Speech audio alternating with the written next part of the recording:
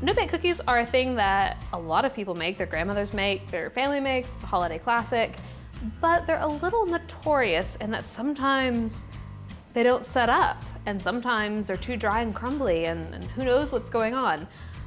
I have a secret to share with you about no-bake cookies. Come a little closer. A little closer. It's just fudge. It's ingredients in a pot, cooked to a specific temperature, cooled and stirred. That's really not a big deal, I promise.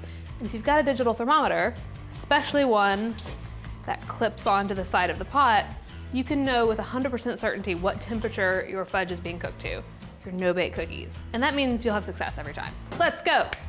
First ingredient, sugar.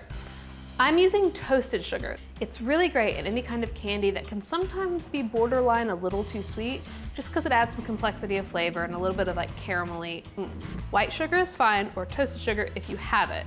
A little bit of milk, Dutch cocoa powder, and a little bit of salt. Salt is a powerhouse ingredient here because it is what brings out the flavor of the chocolate. So a little bit of salt. Turn the heat up and bring this to a boil. I'm gonna whisk just to bring it all together, make sure all the lumps of sugar disappear, and just let it go until it comes to a boil. While this is coming to a boil, I'm gonna set the alarm on my thermometer. The cool thing about leave-in thermometers like this is what you would use to temp a roast turkey or chicken or something that's in the oven. It's got a long cord. You can use it for bread, other things like that. I love to use it for candy making because I don't want a single-use thermometer, candy thermometer. I literally don't have a candy thermometer. It's the only kind of thermometer I have.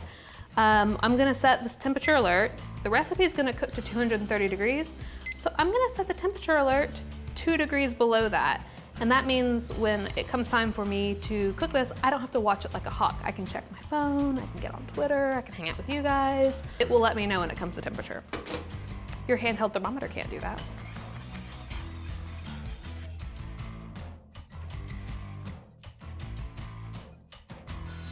Oh look, that means I'm almost there.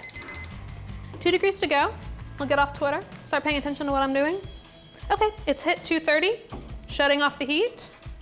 Removing my thermometer. Next up, gonna add a bit of melted dark chocolate.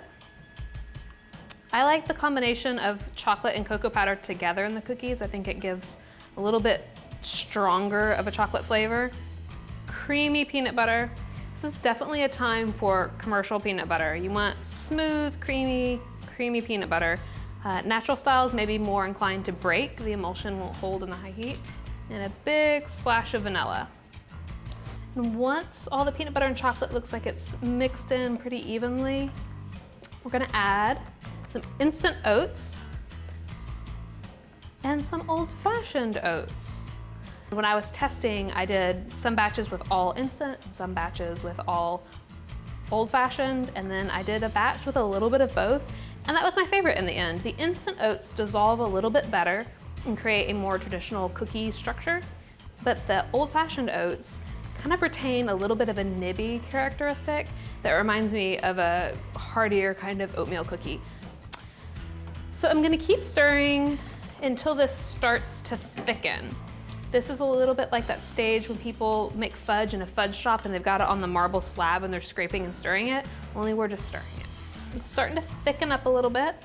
So I'm going to bring my baking sheet a little closer, grab a pair of spoons, start scooping.